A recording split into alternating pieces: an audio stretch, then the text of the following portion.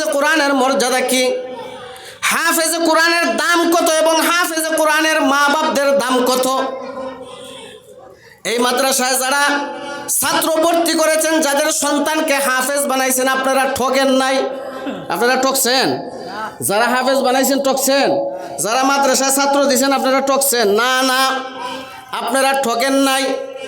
মাদ্রাসায় ভর্তি করে দিয়ে একদল মানুষ মনে করে মাদ্রাসায় ভর্তি করে বুঝি ছাত্রদেরকে জীবন নষ্ট করে দিতেছে। মাদ্রাসায় ভর্তি করার পরে একদল মানুষ মনে করে ঘৃণার চৌকে দেখে, বাঁকা চৌকে দেখে। মাদ্রাসায় পড়াকে একদল মানুষ দেখতে পারে না। একদল মানুষ মাদ্রাসায় পড়া ছাত্রদেরকে পছন্দ করে না। এরা মনে করে মাদ্রাসায় ভর্তি করলেই মনে করে জীবনটা নষ্ট করে দিছে, বাচ্চাটার জীবনটা কিটা করছে, নষ্ট করে দিছে। আর অনেক মানুষ আছে বাচ্চা যদি 4টা হয়, 4টা যদি ছেলে থাকে, এর মধ্যে যেটা মেধাহীন, একেবারে মেধা নাই, একবারে জ্ঞান নাই, যাদের মানে রাত্রে খাইলে সকালে জিগাইলে কইতে পারে না কিতাই দেখাইছে। রাত্রে খাইয়া ঘুমাইছে, আপনি যদি জিজ্ঞাসা করেন কি দিয়া খাইছো, সকালে ওইটা কইতে পারে না। জিগায় আমি খাইছিলাম নি, জিগায় কিতা আমি খাইছিলাম নি। এরকম মেধাহীন ছাত্রকে মাদ্রাসায় ভর্তি করে দেয়। আপনার প্রতিবন্ধী যে ইঞ্জিনিয়ার হইতে পারবে না, যে আপনার ডাক্তার হতে পারবে না, মেধাহীন ছাত্রদেরকে মাদ্রাসায় ভর্তি করতে চায় অভিভাবকরা। আমার বাবারা ভাইয়েরা একটু মনোযোগ দিয়ে শুনবেন। যারা মাদ্রাসায় ভর্তি করে দিয়েছেন বাচ্চাকে, যাদের সন্তান হাফেজ কোরআন হয়েছে, আপনারা ঠগেন নাই, ঠগেন নাই, ঠগেন নাই। হাফেজে কোরআনদের বাবা মার কি মর্যাদা একটু শুনেন। যারা মাদ্রাসায় ভর্তি করেন নাই, মাদ্রাসায় পড়ানোকে যারা পছন্দ করেন না, তাদেরকে আমি একটু বলি, যারা মাদ্রাসায় ছাত্রদেরকে ভর্তি করা পছন্দ করেন না, যারা মাদ্রাসায় ভর্তি করেন নাই, আপনাদেরকে একটু বলি, মনোযোগ দিয়ে শুনবেন। ভাই একটু খারাপ করে দিন, কেন খারাপ করে দিন, একটু মনোযোগ দিয়ে শুনবেন, একটু মনোযোগ দিয়ে শুনবেন। যারা মাদ্রাসায় পড়াইছেন, ছাত্রদেরকে যারা মাদ্রাসায় দিছেন, হাফেজ কোরআন যারা বানাইছেন, একটু মনোযোগ দিয়ে শুনেন, একটু মনোযোগ দিয়ে শুনবেন যে আপনার ফায়দাটা কি। যাদের সন্তান হাফেজে কোরআন হয়েছে, হাফেজে কোরআন যাদের সন্তান হয়েছে, একটু মনোযোগ দিয়ে শুনেন, আপনি কেমন লাভবান হয়েছেন, আপনি কেমন ইজ্জত সম্মান হাসরের ময়দানে পাবেন। নবী করিম সাল্লাল্লাহু আলাইহি ওয়াসাল্লাম বলেছেন, যাদের সন্তান হাফেজ হয়েছে, হাসরের ময়দানে আল্লাহ রাব্বুল আলামিন তাদেরকে নূরের টুপি পরাইয়া দেবেন। জোরে কন্যা সুবহানাল্লাহ। নূরের টুপি পরাইয়া দেবেন। এখন নূরের টুপিটা কেমন দামি হবে, কেমন আলু হবে নূরের টুপিটা। নূরের টুপিটার এমন আলু হবে, নবী করিম সাল্লাল্লাহু আলাইহি ওয়াসাল্লাম বলেছেন, আপনার সন্তানকে আপনি হাফেজে কোরআন বানাইছেন, আল্লাহ তাআলা আপনাকে সম্মান করবেন, হাসরের ময়দানে আপনাকে সম্মানিত করবেন। আপনাকে যে নূরের টুপিটা আল্লাহ রাব্বুল আলামিন হাসরের ময়দানে পরাইয়া দেবেন, এই নূরের টুপিটা আমরা যে সূর্যটা এই দুনিয়ার মধ্যে আলো দিতেছে, যেই সূর্যটা দুনিয়ার মধ্যে আলো দিয়ে সূর্যটা যেভাবে দুনিয়াটাকে আলোকিত করেছে, এই সূর্যটাকে যদি একটা ঘরের ভিতরে, অন্ধকার রুমের ভিতরে, ছোট একটা ঘরের ভিতরে ঢুকাইয়া দেওয়া হয়, কেমন আলোকিত করবে? আপনারা একটু বলেন তো, সূর্যটাকে 9,88,00,000 মাইল উপরে হইল সূর্য, আসমান অনেক অনেক উপরে জমিন থেকে সূর্যটা। এই সূর্যটা যদি এই সূর্যটা যদি একটা রুমের ভিতরে ঢুকাইয়া দেওয়া হয়, একটা রুমের ভিতরে যদি ঢুকাইয়া দেওয়া হয়, কেমন আলোকিত হবে? রুমটা একেবারে আলোকিত হয়ে যাবে। এমন একটা টুপি আল্লাহ রাব্বুল আলামিন, নূরের টুপি হাফেজে কোরআনের মা বাবাকে আল্লাহ হাসরের ময়দানে পড়াইয়া দিবেন। জোরে বলেন সুবহানাল্লাহ। হাফেজে কোরআনের মা বাবাকে এমন নূরের টুপি আল্লাহ রাব্বুল আলামিন পড়াইয়া দিবেন। এটা হলো হাফেজে কোরআনদের মা বাবার মর্যাদা। এরপরে আসেন আল্লাহ রাব্বুল আলামিন, আল্লাহ রাব্বুল আলামিন হাফেজে কোরআনদেরকে, আল্লাহ তাআলা হাফেজে কোরআনদেরকে এমন ফাওয়ারে দিবেন হাসরের ময়দানে। নবীজি হাদিস শরীফের মধ্যে বলেছেন, যাদের উপর জাহান্নাম ওয়াজিব হয়ে গেছে। জাহান্নাম বুঝছেন তো? দুজক যেখানে গেলে খালি আরাম আর আরাম। দুজক আরামের জায়গা নেই। হ্যাঁ, জাহান্নাম ওয়াজিব হয়ে গেছে। আল্লাহ তাদেরকে জাহান্নামের নির্দেশ হুকুম দিয়ে দিয়েছেন ফেরেশতাদেরকে, এদেরকে জাহান্নামে নিয়ে যাও, এদেরকে জাহান্নামে নিয়ে যাও, এরা জাহান্নামী। এমন 10 জন জাহান্নামীকে, যাদের উপর জাহান্নাম ওয়াজিব হয়ে গেছে, এমন 10 জন জাহান্নামীকে হাফেজে কোরআন সুপারিশ করে জান্নাতে নিয়ে যাবে। জোরে বলেন তো একটু সুবহানাল্লাহ। এমন 10 জন মানুষকে হাফেজ কোরআন জান্নাতে নিয়ে যাবে, যাদের উপর জাহান্নাম ওয়াজিব হয়ে গেছে। 10 জন জাহান্নাম ওয়াজিব হয়ে গেছে এমন মানুষকে হাফেজ কোরআন সুপারিশ করে জান্নাতে নিয়ে যাবে। আর হাফেজ কোরআনের মর্যাদা কেমন হবে? যেই লোকটা সুপারিশ করে 10 জন নিতে পারবে, যার মা বাপকে আল্লাহ রাব্বুল আলামিন নূরের টুপি পরাইবেন, তার মর্যাদা কি হবে? নবী করিম সাল্লাল্লাহু আলাইহি ওয়াসাল্লাম বলেছেন, হাফেজ কোরআনকে আল্লাহ রাব্বুল আলামিন বলবেন, তুমি পড়তে থাকো, পড়তে থাকো, আর উপরে উঠতে থাকো, উঠতে থাকো, পড়তে থাকো আর উপর দিকে উঠতে থাকো। বিসমিল্লাহির রহমানির রহিম পড়বা একতলা, আলহামদুলিল্লাহ শুরু করবা আরেক তালা, আর রহমানির রহিম পড়বা আরেক তালা। আমি একটু আগে আপনাদেরকে বলেছিলাম 6666 আয়াত। অধিকাংশ মুফাসসিরিনের মতে অধিকাংশ মত হইল কোরআনের আয়াত 6666 আয়াত। এখন একটা হাফেজে কোরআন, একজন হাফেজে কোরআন তেলাওয়াত করতে করতে করতে করতে যখন যাইয়া তার 6666 আয়াত শেষ হবে, যেখানে যাইয়া শেষ হবে তার স্থানটা হবে জান্নাতে, ওই জায়গায়। চিন্তা করছেন? 6666 আয়াত পড়তে পড়তে তার জায়গাটা যাইয়া হবে একেবারে 6666 তালার উপরে। সুবহানাল্লাহ। এটা হলো হাফেজে কোরআনের মর্যাদা, হাফেজে কোরআনের সম্মান। এই জন্য যারা মাদ্রাসায় পড়াইছেন, যাদের সন্তানকে হাফেজে কোরআন বানাইছেন, আপনারা ঠকেন নাই, আপনারা ঠকেন নাই। হাফেজে কোরআন আখিরাতেও সম্মানী, দুনিয়াতেও সম্মানী। ও আমার বাবারা ভাইয়েরা, যাদের সন্তান হাফেজ কোরআন বানাইছেন, অনেকের সন্তান আছে আপনার ইঞ্জিনিয়ার, ব্যারিস্টার, ডাক্তার, প্রফেসর।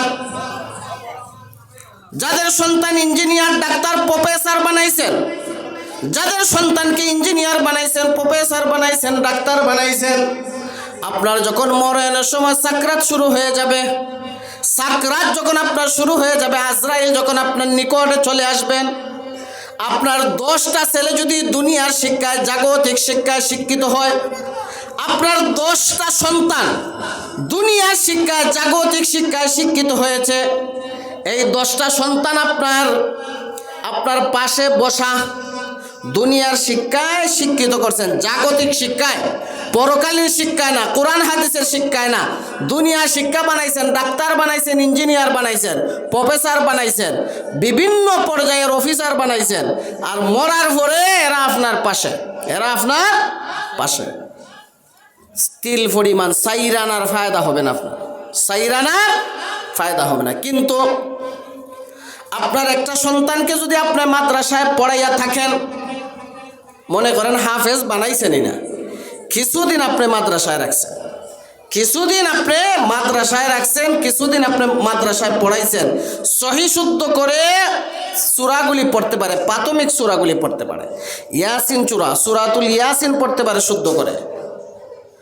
আপনার সাকরাত যখন শুরু হয়ে যাবে, আমার বাবারা ভাইয়েরা একটু মনোযোগ দিয়ে শুনবেন, আপনার যখন মরণ যখন নিকটবর্তী চলে আসবে, মরণের সময় আজরাইল আলাইহিস সালাতু ওয়াস সালাম যখন আপনাকে নেয়ার জন্য চলে আসবেন, ওই মুহূর্তে যদি আপনার সন্তান, যেই সন্তানটা শুদ্ধ করে তেলাওয়াত করতে পারে, এই সন্তান যদি আপনার পাশে বসে পবিত্র কালামে পাক তেলাওয়াত করা শুরু করে দেয়, এর বরকতে আল্লাহ রাব্বুল আলামিন আপনার সাকরাতের কষ্টকে দূর করে দেবে, সাকরাতের কষ্টকে আল্লাহ দূর করে দেবে।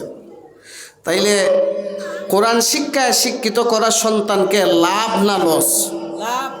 আচ্ছা আপনারা বলেন তো, দুনিয়ার জীবন, আমাদের দুনিয়ার জীবনের শেষ পর্যায়ে যখন চলে আসবে, যখন আমার আজরাইল আমার নিকটবর্তী চলে আসবেন, আমার সাকরাত শুরু হয়ে যাবে, এই মুহূর্তে আমার একটা সন্তান যদি আমার কাজে আসে, এটা আমার জন্য এমন, যেই সন্তান যেই শিক্ষায় আমার সাকরাতের সময় আমার সন্তান আমার কাজে আসবে এমন শিক্ষার দরকার, না যে শিক্ষায় আমার বাচ্চা আমার কোনো কাজে আসবে না? বোমা মারলেও সূরা ফাতিহা বের হবে, বোমা মারলেও সূরা ফাতিহা বের হবে না। এমন আছে না? যদি আপনি কইন, আমরা তো শুনি, আমরা তো কত মানুষের তেলাওয়াত শুনি, যদি বিসমিল্লাহ কয়, আহা, আগের গাইলা পড়া, আগে যে মানুষ পড়তো, কত রকমের যে পড়া, কত রকমের যে পড়া।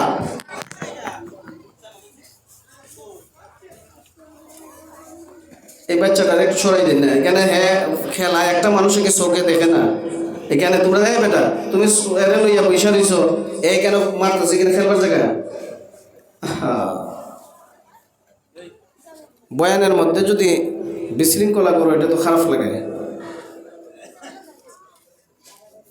একদিকে মানুষ সকল তো বাড়ি ঘরে বসা, এটা আমরা এমন তাল লাগছে জানেন, চোখ মুজে বয়ান করার তাল। আমি গত বছরও বলছিলাম, এক হুজুর গেছিলাম ওয়াজের মধ্যে যাই আইরা হুজুরে চোখ মুজে বয়ান শুরু করছেন। আগে তো সারা রাত বয়ান হইতো, মেসাপরে দিছে শেষে, শীতের দিন মেসাপে চোখ মুজে বয়ান শুরু করছেন। কুয়াশায় ফ্যান্ডেল বিজ্জা ফুটা ফুটা কুয়াশা পড়তেছে, সব মানুষ গেছে গায়ে, একজন বইয়া রয়েছে। মেসাবে চোখ খুললা 3:30টার সময় চোখ খুললা দেখুন একজন লোক বসা। মেসাবে যেখানে গীতা বেড়া আস্থা গ্রামের মানুষ গেছি গা, তুমি দেখি বইয়া দিছো, তুমি বাবা রে আমার ওয়াজের আশেক, তুমি আমার ওয়াজের আশেক। আচ্ছা যাক, সারা গ্রামের মানুষ গেছি গা, সমস্যা নাই। একটা মানুষ যদি হেদায়েতের পথ পায়, একটা মানুষ যদি কিছু শিখতে পারে, তেও তো হাসরের ময়দান আল্লাহর কাছে বলতে পারবো যে আমার বয়ানে একজন মানুষে হেদায়েতের পথ পাইছে, একজন মানুষের সঠিক পথ পাইছে। হাসরের ময়দানে বলতে পারবো, আচ্ছা বাবা বলো তো, আমি যে এতক্ষণ বয়ান করছি, তুমি আমার বয়ান থেকে কি শিখলা, কি বুঝলা? বেড়া কয় মেসাব আপনার বয়ান শুনবার লাগে বইয়া দিছি না। কিতা কয়? আপনার বয়ান শুনবার লাগে বইয়া দিছি না। মেসাবে যেখানে কেড়ে বইয়া দিছ, কয় আপনি 3:30 পর্যন্ত চোখ মুজা বয়ান করছেন, কুয়াশা পড়তেছে, মানুষ বাগিয়া গেছি গা, সেও নাই, আমি মাইকের লোক বইয়া রয়েছি, আপনি মাইক ছাড়তেন, আমি মাইক লিয়ে যাইতাম, বুঝছিনি দাদা? কয় আমি কিতা মাইকের লোক, শ্রোতা না মাইকের লোক। কয় আমি মাইকের লোক, আপনি মাইক ছাড় অন্য আমি যাইতামও পারি না। তো এই তালের অবস্থা আর কি। আল্লাহ তাআলা আমাদেরকে বুঝদান করে। শুনেন, মাদ্রাসায় যে আপনারা ছাত্রদেরকে দিবেন, মাদ্রাসায় আপনার সন্তানকে দিবেন, ঠকবেন না, ঠকবেন না। মাদ্রাসায় সন্তান দিয়ে আপনি লস করেন নাই। আপনার একটা সন্তান যখন আপনার সাকরাতের সময় পবিত্র কালামে পাক সহি শুদ্ধ করে তেলাওয়াত করবে, এর বরকতে আল্লাহ রাব্বুল আলামিন আপনার সাকরাতের কষ্টকে দূর করে দেবেন, আপনার মরণের সময় কষ্টকে আল্লাহ তাআলা দূর করে দেবেন। আর দুনিয়ার শিক্ষায় আপনি শিক্ষিত করেছেন,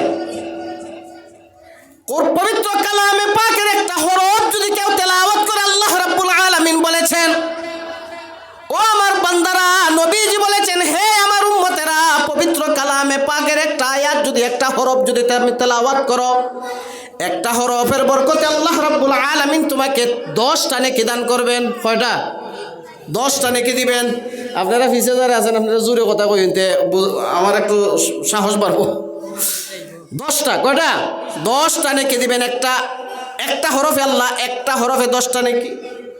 আপনি মনে করতে পারেন আলিফ লাম মিম তিনটাই বুঝি একটা হরফ না, তিনটাই একটা হরফ না, তিনটাই একটা শব্দ। আলিফ এক হরফ, লাম এক হরফ, মিম এক হরফ।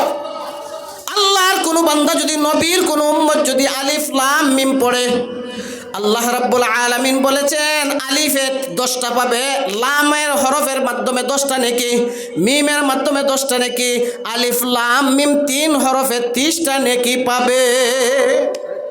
3 হরফে 30টা নেকি পাবে। আমার বাবারা, ভাইরা, আপনারা আমার এই কথায় যদি বুঝে থাকেন, আপনারা একটু বলেন তো, একটু মনোযোগ দিয়ে আপনারা যদি শুনে থাকেন, আমার কথার জবাব দিবেন। একটা বাংলা বই, দুনিয়ার একটা দুনিয়াবি লেখায় লিখিত একটা বাংলা বই, দুনিয়ার বিষয়ে লেখা একটা বাংলা বই, 1 লক্ষ পৃষ্ঠার, 1 লক্ষ পৃষ্ঠার একটা বই। এটা যদি কেউ শুরু থেকে 1 লক্ষ পৃষ্ঠা শুরু থেকে একবারে শেষ পর্যন্ত কেউ পড়ে, খোয়া যান নাকি? হ্যাঁ না, হ্যাঁ একটাও না, একটা নেকি হবে না। তাইলে বোঝা গেল, কথা বুঝতেছেন আপনারা, আমার মুরব্বী বাবারা, আপনারা কথা বুঝতেছেন, বোঝা যাচ্ছে একটা নেকিও পাবে না। আর আলিফ যদি পড়ে কয়টা, লাম যদি পড়ে কয়টা, মিম যদি করে কয়টা, 3 10 কতটা, 30টা। লাভ আছে। নবী করিম সাল্লাল্লাহু আলাইহি ওয়াসাল্লাম বলেছেন, আমরা আমাদের উস্তাদদের কাছ থেকে মাদ্রাসায় শুনেছি, আমাদের উস্তাদরা বলেছেন, এই বাচ্চা যে আলিফ লাম মিম 3 বার পড়লো, বিসমিল্লাহির রহমানির রহিম যখন পড়ে, বিসমিল্লাহর মধ্যে 19টা হরফ, 190টা নেকি আল্লাহ রাব্বুল আলামিন, আমাদের উস্তাদ বলেছেন, আল্লাহ রাব্বুল আলামিনের এই বাণী যখন, পবিত্র কালামের তেলাওয়াত যখন করে, একটা বাচ্চা যখন মাদ্রাসায় এই তেলাওয়াত করবে, আমাদের উস্তাদদের জবান থেকে শুনেছি, বলেছেন এই বাচ্চা শুধু তেলাওয়াতের সওয়াব পাবে না, তার বাবার নামে নেকি দেওয়া হয়, তার মার নামে নেকি দেওয়া হয়, তার দাদার নামে নেকি দেওয়া হয়। আল্লাহ রাব্বুল আলামিনের এই কালামে পাক তেলাওয়াত করার কারণে তার উস্তাদের নামে নেকি দেওয়া হয়, তার উস্তাদের উস্তাদ যে তার আমল নামায় নেকি দেওয়া হয়, উনার উস্তাদ যে তার আমল নামায় নেকি দেওয়া হয়। আমাদের উস্তাদ বলেছেন, এইভাবে তার লজিং মাস্টার যে যেই ঘরে খাইয়া সে লেখাপড়া করে, তার আমল নামায় দেওয়া হয়। তাই দেখেন তো, একজনের তেলাওয়াত করার কারণে আল্লাহ সওয়াব কতজনকে দিতেছে, লস নেই। এমন লাভবান ফরা আর কোনো কিছু আছে নাই। আমার বাবারা ভাইরা একটু মনোযোগ দিয়ে শুনেন, আমি আপনাদের সামনে বলেছিলাম, ইকরা বিসমি রাব্বিকাল্লাযী খালাক। আল্লাহ রাব্বুল আলামিন বলেন, হে আমার বান্দারা, হে আমার নবী, পড়েন আপনার প্রভুর নামে যিনি আপনাকে সৃষ্টি করেছেন। একটু সবাই আওয়াজ দিয়া, জোরে আওয়াজ দিয়া, মন প্রাণ খুলে জোরে আওয়াজ দিয়ে বলেন তো, আমাদেরকে সৃষ্টি করেছেন কে? আরো জোরে বলেন, কে? আল্লাহ। আল্লাহ আল্লাহ আমাদেরকে সৃষ্টি করেছেন। আপনারা বলতে পারেন, ও হুজুর, আল্লাহ সর্বপ্রথম কোরআনের মধ্যে এই আয়াত কেন নাজিল করলেন? পড়ার কথা কেন আল্লাহ বললেন? আল্লাহ সর্বপ্রথম নামাজ পড়ে আয়াত নাজিল করেন নাই, রোজা রাখো আয়াত আল্লাহ রাব্বুল আলামিন নাজিল করেন নাই, সুদ খাইও না এই নিষেধ আল্লাহ এই নিষেধের আয়াত নাজিল করেন নাই, ঘুষ খাইও না এ ব্যাপারে আল্লাহ আগে আয়াত নাজিল করেন নাই, জুলুম করিও না, নির্যাতন করি না, পাপ করিও না, এই সমস্ত আয়াত আল্লাহ, বিধিবিধানের আয়াত আল্লাহ আগে নাজিল করেন নাই। আল্লাহ সর্বপ্রথম যে আয়াত নাজিল করেছেন, এই আয়াতের মাধ্যমে আল্লাহ সর্বপ্রথম মানব জাতিকে বললেন, পড়ো তোমার প্রভুর নামে, আমার নামে পড়ো, আমি তোমাকে সৃষ্টি করেছি। সর্বপ্রথম আল্লাহ ঘুষের আয়াত নাজিল করছেন, সুদের আয়াত না, কোনো বিধানের আয়াত আল্লাহ নাজিল করেন নাই। আল্লাহ একমাত্র সর্বপ্রথম আয়াত নাজিল করেছেন, যে আয়াতটাতে আল্লাহ বলেছেন প্রভুর নামে পড়া। এর কারণ আছে। আমি যদি একটা বই পড়ি, মনে করেন আমার 10 পৃষ্ঠার 20 পৃষ্ঠার একটা বই আমাকে দিয়েছেন, এই বইটা যদি আমি শুরু থেকে শেষ পর্যন্ত পড়ি, এই বইটার মধ্যে কি আছে আমি বলতে পারবো না? পারবো কি না? পারবো নি? এই বইটার মধ্যে কি আছে আমি বলতে পারবো। আল্লাহ তাআলা ও মানব জাতিকে এই দৃষ্টিতেই আল্লাহ রাব্বুল আলামিন বলেছেন, আমার পবিত্র কালাম পাক যদি পড়ে, পবিত্র কোরআন যদি কোনো মানুষ পড়ে, তার মর্মার্থ যদি বুঝে, তার তাফসীর যদি বুঝে, তার ব্যাখ্যা যদি বুঝে, পবিত্র কালামে পাক যদি কেউ ব্যাখ্যা বুঝে, অর্থ যদি বুঝে, এই কালামে পাক পড়ার পরে অর্থ ব্যাখ্যা তাফসীর যখন বুঝবে, তখন সে এই তাফসীরের মধ্যে, পবিত্র কালামের পাকের মধ্যে সে পাইবে আল্লাহ নামাজের কথা বলেছেন কালামে পাকে আছে, আল্লাহ রোজার কথা বলেছেন কালামে পাকে আছে, আল্লাহ হজের কথা বলেছেন পবিত্র কালামে পাকে আছে, আল্লাহ সুদ খাইও না এর কথা বলেছেন পবিত্র কালামে পাকে আছে, ঘুষের কথা আল্লাহ বলেছেন পবিত্র কালামে পাকে আছে, আল্লাহ তাআলা রব্বুল আলামিন বলেছেন জুলুম করিও না, কালামে পাকে আছে, রব্বুল আলামিন জান্নাতের কথা বলেছেন, জান্নাতের শান্তির কথা বলেছেন কালামে পাকে আছে, আল্লাহ জাহান্নামের সাজার কথা বলেছেন পবিত্র কালামে পাকে আছে। আল্লাহ তাআলা যে পবিত্র কালামে পাকের সর্বপ্রথম আয়াতের মাধ্যমে সমস্ত মানব জাতিকে কালামে পাক পড়ার কথা বলেছেন, এই কালামে পাক পড়লে সমস্ত বিধিবিধান একটা মানুষ জানতে পারবে, এই জন্যই আল্লাহ সর্বপ্রথম পড়ার কথা বলেছে, এই জন্যই আল্লাহ সর্বপ্রথম পড়ার কথা বলেছেন। এখন আসেন, এই কালামে পাক পবিত্র কোরআন কলেজও পড়ানি হয়। হ্যাঁ, আর মেয়ে কলেজ স্কুল ভার্সিটিতে তো কোরআন শিক্ষা হচ্ছে, পড়লে পড়তে পারো, না পড়লে ইসলাম শিক্ষা কিতা বাধ্যতামূলক না, বাধ্যতামূলক না। এই পবিত্র কোরআনে পাক পড়ানো হয় কোথায়? কই পড়ানো হয়? মাদ্রাসায়। এই সমস্ত মাদ্রাসায় পড়ানো হয় পবিত্র কালামে পাক। এখন আসেন, একটা মানুষের জন্য কি পরিমাণ ইলম অর্জন করা ফরজ? নবী করিম সাল্লাল্লাহু আলাইহি ওয়াসাল্লাম বলেছেন, ক্বালা রাসূলুল্লাহ সাল্লাল্লাহু আলাইহি ওয়াসাল্লাম, তলাবুল ইলমি ফরিদাতুন আলা কুল্লি মুসলিম।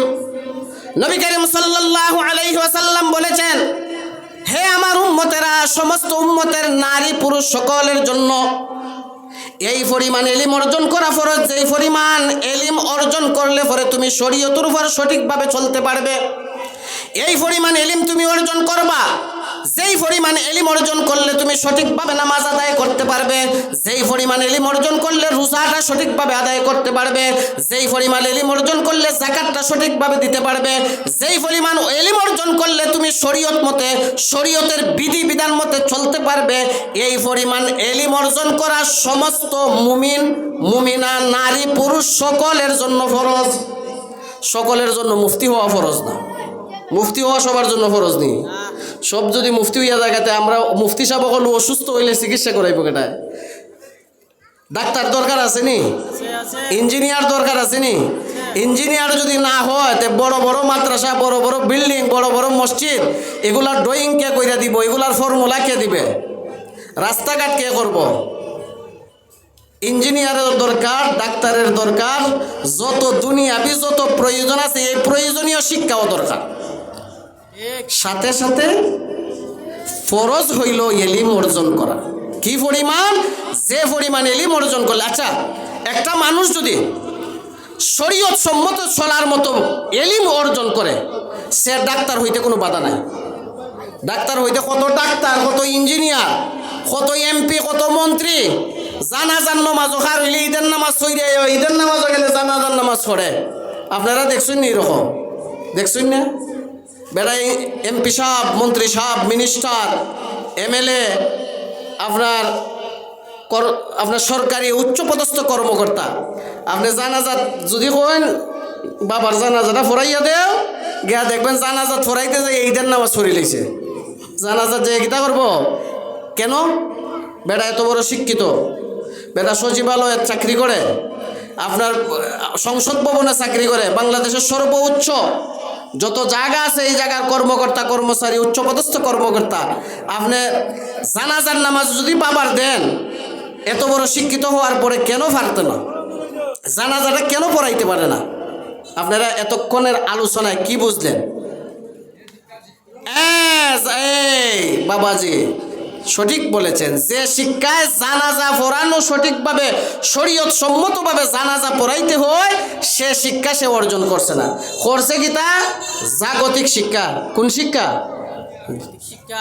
দুনিয়াবি শিক্ষা। জাগতিক শিক্ষা, দুনিয়াবি শিক্ষা। এই কারণে বাবার জানাজার নামাজ পড়াইতে দিলে ঈদের নামাজ পড়াই লইব। কত কত বেল কি যে করেন, ঈদের নামাজও গেলে দেখা যায় কত অফিসারও করলে, কত আপনার শিক্ষিত সমাজের লোকরে দেখা যায় আল্লাহু আকবার কইয়া ইমাম সাহেব আচ্ছা রইন, বেটা ঈদের নামাজ আট বান্ধে ইন্দে একবার চায়, ইন্দে একবার চায়, কিতা করতো দিশ পায় না। ঠিক নেই ইমাম সাহেব? কিতা করতো দিশা পায় না যে বেটা যে কিতা করতো। এর একমাত্র কারণ হইল এই দিন শিক্ষা না থাকার কারণে। দিন শিক্ষা তার মধ্যে নাই, এর কারণে তার এই অবস্থা হয়েছে। এখন আসেন, আপনার সন্তানের জন্য, একজন মুমিন মুসলমানের জন্য কই থেকে কই পর্যন্ত দিনই শিক্ষা দরকার? একটা মুসলমানের বাচ্চার জন্য কোথা থেকে কোথা পর্যন্ত দিন শিক্ষা দরকার? আল্লাহর হাবিব সমস্ত মুমিন মুসলমানকে, সমস্ত উম্মতকে মুফতি হওয়ার কথা বলেন নাই, সমস্ত উম্মতকে আলেম হওয়ার কথা বলছেন না। বলছেন কিছু সংখ্যক আলেম, কিছু সংখ্যক মানুষ দ্বীনি শিক্ষায় উচ্চতর শিক্ষা অর্জন করো, আর বাকিরা শরীয়ত সম্মতভাবে চলার মতো ইলম অর্জন করলেই হবে। আপনার সন্তানকে যদি আপনি দ্বীনি শিক্ষা না দেন, দ্বীনি শিক্ষাটা কোথা থেকে কোথা পর্যন্ত দরকার আপনি একটু বুঝবেন। আপনার ঘরে যখন সর্বপ্রথম একটা বাচ্চা জন্মগ্রহণ করবে, একটা শিশু বাচ্চা যখন সর্বপ্রথম আপনার ঘরে জন্মগ্রহণ করবে, সর্বপ্রথম যখন আপনার একটা বাচ্চা জন্মগ্রহণ করবে, শরীয়তের বিধান হইল, বাচ্চার হক হইল তার ডান কানে আজান, বাম কানে ইকামত দেওয়া। শরীয়তের বিধান হইল বাচ্চার হক, ডান কানে আজান, বাম কানে ইকামত। সে যদি দ্বীনি শিক্ষায় শিক্ষিত না হয়, সহি শুদ্ধ করে যদি আজান দিতে না পারে, দ্বীনি শিক্ষায় যদি শিক্ষিত না হয়, সহি শুদ্ধ করে যদি আজান সে শিখে না জানে, শিখা যদি না থাকে, আপনার বাচ্চার কানে আপনি সহি শুদ্ধ করে যদি তৌহিদের বাণী পৌঁছাইতে না পারেন, তাইলে এই বাচ্চাটার কানে শরীয়ত সম্মতভাবে আপনি তৌহিদের বাণী তার কানে পৌঁছাইতে পারলেন না। আজান যদি দেন, কত মানুষ আছে আজান না দিলে, আহা, এটা তো আমরা হইলে গুনাহ হইব যে আজানটা বিজ্ঞানী হয়। আমরা যে মাঝে মধ্যে হই কেড়ে জানেননি, বুঝানোর জন্য আপনি কইছেন আজান দে, আজানটা হইল আল্লাহু আকবার, আল্লাহু আকবার, এটা আবার এশার আজান না, বুঝানোর জন্য বলতেছি। আর যারা সহি শুদ্ধ করে শিখে নাই, এরার আজান উঠলে অর্থ পরিবর্তন জায়গা, আল্লাহু আকবার, আল্লাহু আকবার, এখানে আল্লাহু আকবার না, এখানে হলো আল্লাহু আকবার, অর্থ পরিবর্তন করে ফেলে। এই জন্য আপনার সন্তানের কানে সহি শুদ্ধ করে তৌহিদের বাণী পৌঁছাইতে হইলে, সহি শুদ্ধ করে আপনার সন্তানের কানে জন্মের পরে আজান দিতে হইলে দ্বীনি শিক্ষার দরকার, মাদ্রাসা শিক্ষার দরকার। এরপরে আসেন, আপনার সন্তানের সুন্দর একটা নাম রাখতে হইলে শরীয়ত সম্মত ইসলামী একটা নাম রাখার জন্য, ইসলামী শরীয়ত সম্মত একটা নাম আপনার বাচ্চার জন্য রাখা, এটা বাচ্চার হক। শরীয়ত সম্মত একটা নাম যদি আপনি রাখতে চান, তাইলে আলেমের দরকার, মাদ্রাসা শিক্ষার দরকার। আর নাইলে উল্টা পাল্টা নাম রেখে দিব, এমন নাম রাখবো যার দুনিয়াতেও কোনো ফায়দা নাই, আখেরাতেও কোনো ফায়দা নাই, এমন নাম রাখবো। শরীয়ত সম্মতভাবে একটা নাম রাখার জন্য আপনার দ্বীনি শিক্ষা দরকার। এরপরে সপ্তম দিনে আপনি আকিকা করবেন, সঠিকভাবে সুন্দরভাবে শরীয়ত সম্মতভাবে রসুলের তরিকা মতে, সুন্নত তরিকা মতে আকিকা করতে হলে দ্বীনি শিক্ষার দরকার। এরপরে যখন আপনার সন্তান বড় হবে, মাত্র যখন সে 7-8 বছরের হবে, তাকে দ্বীনি শিক্ষার জন্য মাদ্রাসায় পাঠাইবেন, মক্তবে পাঠাইবেন, ওইখানে ও দ্বীনি শিক্ষার লোকের দরকার। মাদ্রাসার যদি আপনি পাঠান, মক্তব্য পাঠান, এখানেও দিনদার যদি না থাকে, দ্বীনি শিক্ষায় শিক্ষিত যদি না থাকে, আপনার মাদ্রাসা শিক্ষা আপনার বাচ্চারা সহি শুদ্ধ করে পড়াইতে পারবো না। তাইলে জন্মের সময় সহি শুদ্ধ করে আজান দেওয়ার সময় মাদ্রাসা শিক্ষা দরকার, শরীয়ত সম্মত সুন্দর নাম রাখার জন্য মাদ্রাসা শিক্ষা দরকার। আপনার সপ্তম দিনে শরীয়ত সম্মতভাবে আকিকা করার জন্য নাম রাখা দরকার। এরপরে আসেন, আপনার বাচ্চাকে শরীয়ত সম্মত শরীয়ত শিখাইতে গেলে, শরীয়ত সম্মতভাবে চলাফেরা শিখাইতে গেলে আলেমের দরকার, মাদ্রাসা শিক্ষা দরকার। এরপরে আসেন, বাচ্চা যখন বড় হইব, বিয়া শাদী লাগবো নি, এখানেও বুঝি মেসাপ লাগে না? হ্যাঁ, লাগেনি রমজান ভাই? হ্যাঁ, বিয়ার সময়ও মেসাপ লাগে। এখন বিয়ার সময় যদি আপনার আলেম না হয়, শরীয়ত সম্পর্কে যদি না জানে, বিয়ার যে মাসালা আছে, বিয়ার যে শর্ত আছে, 4-5টা শর্ত আছে, এইগুলা সম্পর্কে যদি না জানে, মোহর আছে, আপনার প্রস্তাব দিতে হইব, মেয়ে প্রস্তাবের মোকাবেলা মেয়ে রাজি হইব, জামাইয়ে কবুল হইব, মোহর নির্ধারণ করতে হইব, 2 জন সাক্ষী লাগবো, এই সম্পর্কে যদি ধারণা না থাকে, জ্ঞান যদি না থাকে, এই সম্পর্কে বিবাহের সম্পর্কে যদি তার ধারণা না থাকে, তাইলে শরীয়ত সম্মতভাবে বিয়া পড়াইতে পারবো না। বিয়া পড়াইতে গেলেও শরীয়ত সম্মতভাবে বিয়া পড়াইতে গেলেও মাদ্রাসা শিক্ষার দরকার। এরপরে আসেন, আপনি যখন বিবাহ করবেন, বিবাহের পরে আপনার সন্তান হইবনি, আগে কইলেইছি কথা, সন্তান হওয়ার পরে আজান দেওয়ার লাগি, নাম রাখার লাগি মাদ্রাসা শিক্ষা দরকার, ইসলাম শিক্ষার দরকার। এরপরে আসেন, আপনি বুঝি বিয়া শাদী করার পরে, বাচ্চা হওয়ার পরে চির অমর থাকবেন, মরতাই না, মরণ লাগবো নি, মরার পরে হুজুরের দরকার আছে নি, মাদ্রাসা শিক্ষার দরকার আছে নি? তাইলে কোন জায়গাত মাদ্রাসা শিক্ষাটার দরকার না? আমার বেটায় মাদ্রাসা শিক্ষাটা কোন জায়গার দরকার না? আপনার জন্ম থেকে নিয়ে বিবাহের মধ্যে মাদ্রাসা শিক্ষা লাগে, শরীয়তের জ্ঞান লাগে, শরীয়তের ইলম লাগে, ইসলামী জ্ঞান লাগে। মাদ্রাসা শিক্ষা সর্ব অবস্থায় লাগে। আপনি মারা যাওয়ার পরে, আপনি যখন মারা যাওয়া সাকরাত অবস্থায়, আপনার যখন মরণের টাইম আসবে, তখন সহি শুদ্ধ করে আপনাকে কালেমা পড়াইয়া দেওয়ার জন্য মাদ্রাসা শিক্ষার দরকার। সহি শুদ্ধ করে আপনাকে কালেমার তালকিন দেওয়ার জন্য মাদ্রাসা শিক্ষার দরকার। এরপরে আপনি মারা গেছেন, আপনার সাকরাতের সময় সহি শুদ্ধ পাবে, সহি শুদ্ধ করে কোরআন তেলাওয়াত করার আপনার সাকরাতের আযাব কষ্ট কম হওয়ার জন্য, পবিত্র কালামে পাক সহি শুদ্ধ করে পড়ার জন্য মাদ্রাসা শিক্ষা দরকার, দ্বীনি শিক্ষার দরকার। আপনি মারা যাওয়ার পরে শরীয়ত সম্মতভাবে আপনাকে গোসল দেওয়ার জন্য, শরীয়ত সম্মতভাবে গোসল দেওয়ার জন্য একজন মাদ্রাসা শিক্ষা দরকার। অনেক এলাকা আছে গোসল করার মতো, গোসল লাশ আপনার মুর্দারে গোসল করাইব এমন মানুষ পাওয়া যায় না, মুর্দারে গোসল করাইব এমন মানুষ পাওয়া যায় না। কি হতভাগা মুসলমান। তাইলে শরীয়ত সম্মতভাবে মাদ্রাসা আপনার মুর্দাকে গোসল করানোর জন্য মাদ্রাসা শিক্ষা দরকার। জানাজার সময় বুঝি মাদ্রাসা শিক্ষা লাগে না? হ্যাঁ, যদি হুজুর না হয় জানাজা হইব নি? হুজুর ছাড়াও জানাজা হইব যদি কেউ সহি শুদ্ধ করে আপনার জানাজার নিয়ত দোয়াগুলা সঠিকভাবে সুন্দর করে সহি শুদ্ধভাবে বলতে পারে। আত্মীয় স্বজনের মধ্যে কেউ যদি সুন্দর করে ফারে সহি শুদ্ধ করে পড়াইয়া দিতে পারবে। তো যে শিখব, যে পড়াইব সহি শুদ্ধ করে, জানাজা পড়াইতে গেলে সহি শুদ্ধ করে শিখতে গেলেও তো আলেমের দরকার, মাদ্রাসা শিক্ষা দরকার। জানাজার সময় মাদ্রাসা শিক্ষা লাগে, কাফন পরানোর সময় মাদ্রাসা শিক্ষা লাগে, গোসল করাইয়া দেওয়ার সময় মাদ্রাসা শিক্ষা লাগে, আপনাকে যখন কবরের মধ্যে রাখা হবে মাদ্রাসা শিক্ষা লাগে, আপনার জিয়ারতের সময় মাদ্রাসা শিক্ষা লাগে। আপনি যতদিন কবরের মধ্যে থাকবেন ইসরাফিলে সিংহাত ফুৎকার দেওয়ার আগ পর্যন্ত, যতদিন আপনি কবরের মধ্যে থাকবেন ইসরাফিলে সিংহার সিংহায় ফুৎকার দেওয়ার আগ পর্যন্ত কবরের মধ্যে আপনার জিয়ারতের জন্য মাদ্রাসা শিক্ষার আলেমের দরকার, মাদ্রাসার ছাত্র দরকার। একেবারে জন্ম থেকে মৃত্যু পর্যন্ত মাদ্রাসা শিক্ষা দরকার, জন্ম থেকে মৃত্যু পর্যন্ত কবরে গেলেও মাদ্রাসা শিক্ষা দরকার। এখন আসেন, আপনাদেরকে আমি এতক্ষণ এই কথাগুলা মাদ্রাসা শিক্ষা কেন প্রয়োজন, আমরা একটা কথা বলে থাকি, বন্ধ করে নাও, বন্ধ করে ছবি তুলে নাও। আমরা বলে থাকি শিক্ষাই জাতির মেরুদণ্ড, শিক্ষাই জাতির মেরুদণ্ড, এটা আমরা বলি। আচ্ছা আপনারা বলেন তো, শিক্ষাই যদি জাতির মেরুদণ্ড হয়, এই সমাজের মধ্যে সবথেকে বেশি দুর্নীতি, চুরি, সবথেকে বেশি সমাজের মধ্যে চুরি, দুর্নীতি, সুদ ঘুষের সাথে জড়িত মূর্খ মানুষ না শিক্ষিত?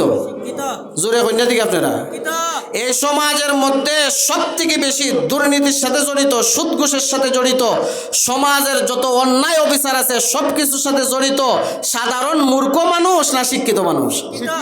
আপনি অফিসও ফাইল জমা দিচ্ছেন, এক সপ্তাহ এক মাস আটকাইয়া রাখছে, ফাইল ফালাইলই, ফাইল ফাঁস করে না, সিগনেচার দেয় না।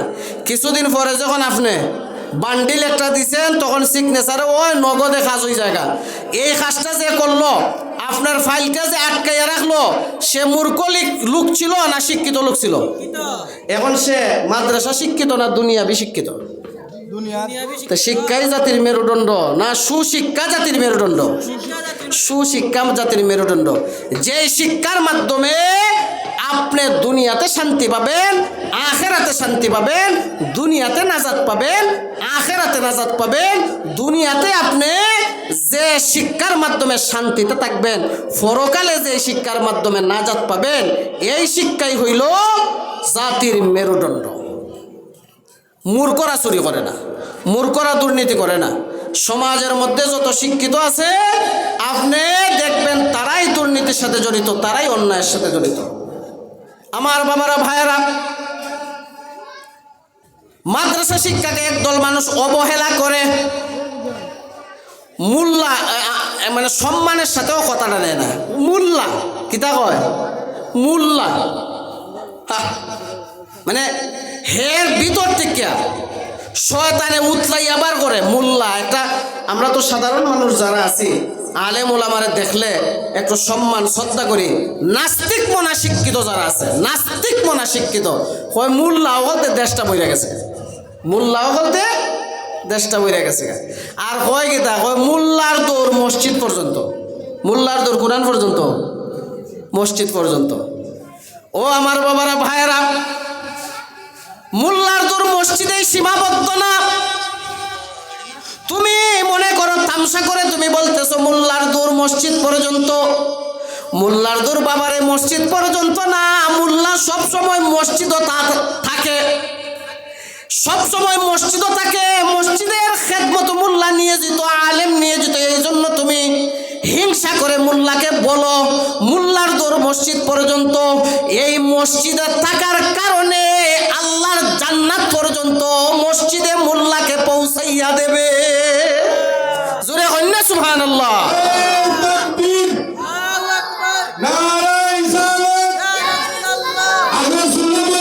জিন্দাবাদ জিন্দাবাদ।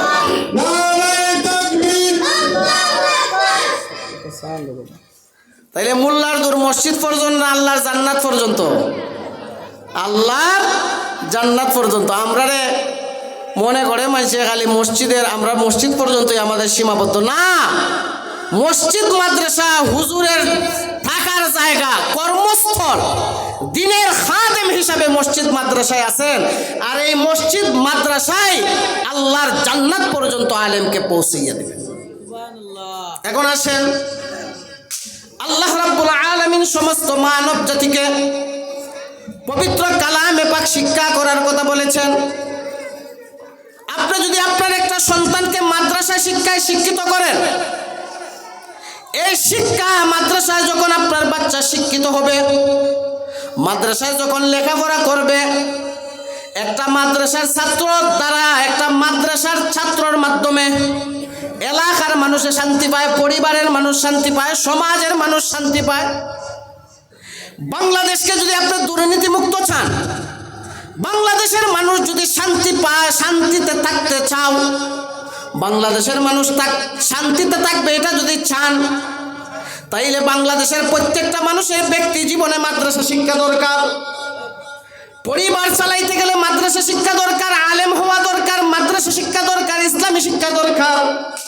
সমাজের মধ্যে সমাজকে ভালোভাবে পরিচালনা করতে গেলে সমাজের জন্য মাদ্রাসা শিক্ষা দরকার। আপনার ব্যক্তি জীবনে, পারিবারিক জীবনে, সামাজিক জীবনে, রাষ্ট্রীয় জীবনে, আন্তর্জাতিক জীবনে, আপনার সমস্ত জীবনের সর্ব অবস্থায় সর্ব জায়গায় এই দ্বীনি শিক্ষা দরকার, কোরআন শিক্ষা দরকার, মাদ্রাসা শিক্ষা দরকার। মাদ্রাসা শিক্ষা সর্ব অবস্থা দরকার। আপনারা দেখবেন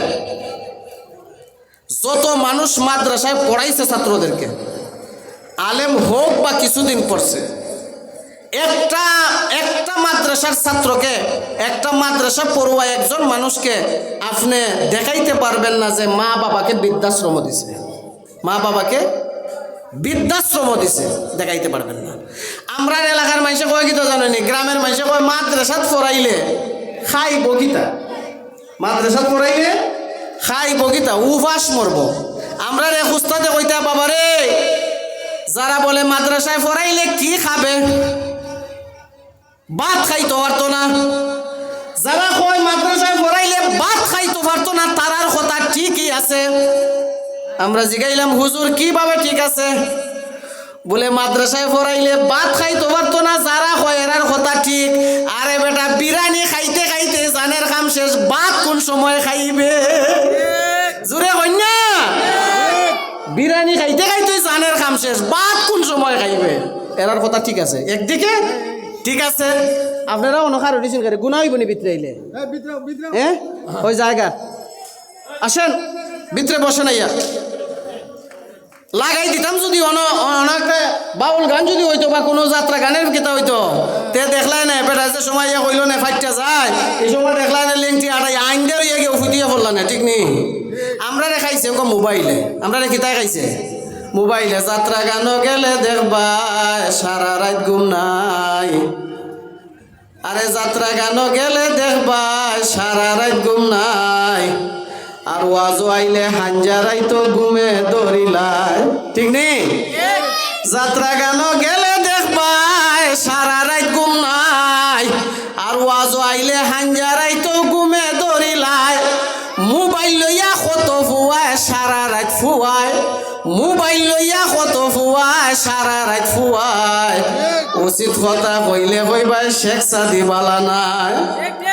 যাত্রা গানও গেলে দেখবাই মুতের মধ্যে, ফেকের মধ্যে, ফানির মধ্যে কোমর পর্যন্ত গাইরা বইয়া থাকে। আর ওয়াজও আইছে এ দেখবাই উঙ্গাইয়া পড়ি জায়গা, জিমাইয়া পড়ি জায়গা, যেমন বোঝা যায় শৈল্য শক্তি নাই, 3 দিন ধরে খাইছে না। যদি হয় সুবহানাল্লাহ কইবার কথা, সুবহানাল্লাহ শক্তি নাই, এই অবস্থা। এক বেটা গেছে যাত্রা গান, আমি আমার আলোচনায় আসতেছি কথাটা বোঝানোর জন্য। এক বেটা গেছে যাত্রা গান, যাত্রা গান গিয়ে বইছে, বওয়ার পরে এমন বীরের মধ্যে, আগে তো যাত্রা গান হইতো, এখন আল্লাহ রহমতে আলহামদুলিল্লাহ, আল্লাহ তাআলার লাখো কোটি শুকরিয়া, প্রত্যেকটা এলাকার মধ্যে মানুষ সচেতন হয়েছে। যুব সমাজরা আমি যেখানেই যাই, অনেক জায়গায় আল্লাহর রহমতে আপনাদের দোয়ায়, অনেক জায়গায় আল্লাহ নেওয়ায় মাহফিলে মানুষে মহব্বত করে দাওয়াত দেয়। এলিমের কারণে, এলিম তো কুস্তাই নাই, আমলও নাই, মানুষে মহব্বত করে নেয়। এই হিসাবে বিভিন্ন জায়গায় যাই, আমরা বিভিন্ন জায়গায় দেখি যুবক ভাইরা মাহফিল করায়। আর আগে আমরা শুরু থাকতে দেখতাম যুবকেরা একটা কমিটি করলো, হয়তো একটা বাউল গান করাইলি তো, কিতা কইতো, হ্যাঁ, মমতাজ রে আইনিয়া, নার্গিস রে আইনিয়া একটা বাউল গান করাইলি তো। এখন আল্লাহ রহমতে এটা কমছে, এখন করায় কিতা মাদ্রাসার ছাত্ররা, এখন আপনার যুব সমাজেরা যুবক কমিটি করলোই কয় একটা ওয়াজ করাইলেই ধর। তো বেটা গেছে যাত্রা গানও, আগে তো যাত্রা গানই তো, যাত্রা গানও গিয়ে মাইস কেন মাইয়া বইছে, কইয়া মাইয়া বইছে, একবারে মাইস কেন মাইয়া বইছে, দৌড়ছে বেটার সাংঘাতিক মুতে। ঠান্ডা দিনও যদি কেউ সিফার মধ্যে আমায় মনে করেন, আর যাত্রা গানও কি পরিমাণ বীর, কি পরিমাণ বীর হয় তা কখন লাগবো নি। আইব বাচ্চু যে সময় আপনার বেঞ্চুর মধ্যে আইয়া কইরা যে একটা কুতানি মারে, এই সময় দেখা যায় আরে বাবা ফাইটে যায়, থালি দেওয়ার বুদ্ধি নাই, এটা কইলে মানুষ দেওয়ানো হইয়া যায়, সিরিয়া বিরা যায়। এখন বেটা যাত্রার মধ্যে বইছে, যাত্রার অনুষ্ঠান শুরু হয়েছে, যে খালি যাত্রার অনুষ্ঠানটা মেইন প্রোগ্রাম জায়গা আইছে, এর ধরে লাইছে মুতে। এখন চিন্তা করলো যদি মুতার যাই তো আমি আর আইয়া জায়গা পাইতাম না। এ কিতা করছে, শীতের দিন তো আছিল, ফার মধ্যে আছিল ফাংশু, কিসু ফাংশু, ওই যে আগে বুড়া মানুষ পিনতো খালা খালা জুতা, ফাংশু আছিল। এ আলগোস কিতা করছে, ফাংশুটা খুললিয়া লঙ্গির তলে আলাইয়া খাম চাইরা দিছে জুতা তৈরি, সুজুতার ভিতরে সুজুতা মুতলে তো বাইরে যাইতো না। হে কিতা করছে, খোলে সেও দেখে না কইরা জুতা ভিতরে আড়াইয়া চাইরা দিছে জুতার ভিতরে, কারণ বাইরে তো যাইতে পারতো না। এখন জুতা বার করছে, বার হইয়া ইরা এখন মুতের গন্ধ কিতা তার পায়। আপনারা দেখুন তো, একজন যদি কেউ মুতিয়া, কেউ যদি প্রস্রাব করে আসে, আর আপনারা যদি গিয়া সাথে সাথে ঢুকুন, পানি যদি না ডালে তে না দইরা যাওয়ার লাগে, কিতা করণ লাগে। আর 2-3 দিন যদি এক জায়গা কেউ মুতে, 2-3 দিন যদি মুতে, তো এই জায়গার গাছ 12টা বাজে গাছে কয় বাবা তুই আর আমার উপরে মুতিস না, ঠিক নি? এমন মেডিসিন মুতের মধ্যে মুতে কয় গাছে কয় আমার উপরে আর মুতিস না, আমার জীবন কেরাসিন করে ফেলাই দিছ। তো হে মুত যখন মুতছে, মুতিয়াই রে এ জুতা বার করছে, জুতা যখন বার করছে গ্রান বার হয়েছে না নি। তো কিছু মানুষ আছে না, 1-2জন আশেপাশে চালাক থাকে, কয় কিতা রে তুই জুতা খুললে লঙ্গির ভিতরে আর আইলে আবার বার করে এখানে রেখে দিছ, বিষয়টা কিতা? কয় বিষয় বুঝতা না, কয় না কই তুইবে কিতা, এত কয় না, এত করছে না, অন্যায় কাম করছে না। যখন হে জুতা বার করছে, এরা দেখি আইরা এরার মিজাজ চড়ছে সাংঘাতিক, 12:30টার মধ্যে এরার মিজাজ গেছে। এরা কিতা করছে, জুতাটা আতো লইয়া আতো খালি লইছে, আর হে দিছে উঠছে দৌড়, জুতা মারছে এর উপরে, ফরসাপ গিয়া চিন্তা করছে সকলের উপরে। এমনটা হচ্ছে যাত্রার মধ্যে। এটা কিতা পাইছে, রহমত পাইছে না গজব পাইছে? ফাঁক না না ফাঁক, ফাঁক না না ফাঁক। নাফাকিত যাইবা, নাফাকি লইয়া আইবা, নাফাকিত যাইবা, নাফাকি লইয়া যাইবা। আর এই জান্নাতের বাগান, যাত্রার মধ্যে যাইয়া তুমি পয়সা জুতাত পেশাব করছো, এই পেশাব যাত্রার প্যান্ডেলের সকলের উপরে আল্লাহ শয়তানের মাধ্যমে পৌঁছাইয়া দিলেন, সকলে গজব লইয়া গেল, নাফাকি লইয়া গেল।